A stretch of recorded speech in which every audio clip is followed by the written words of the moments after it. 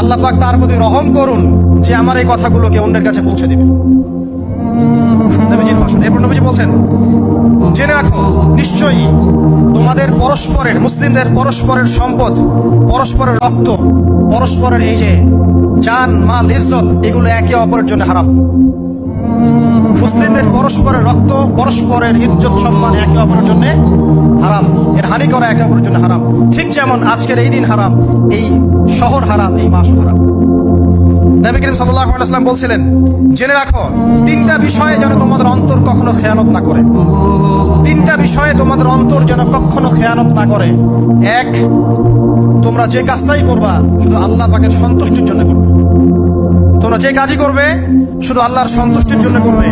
তোমাদের শাসক বর্গের কল্যাণ কামনা করবে। তোমাদের শাসক বর্গের কল্যাণ কামনা করবে। 3 নাম্বার, মুসলিমদের জামাতকে আঁকড়ে ধরে রাখবে। মুসলিমদের ইউনাইটেড কমিউনিটিকে আঁকড়ে ধরে থাকবে। এই 3টা বিষয় পালনের ক্ষেত্রে তোমাদের অন্তর যেন খেয়ানত না করে।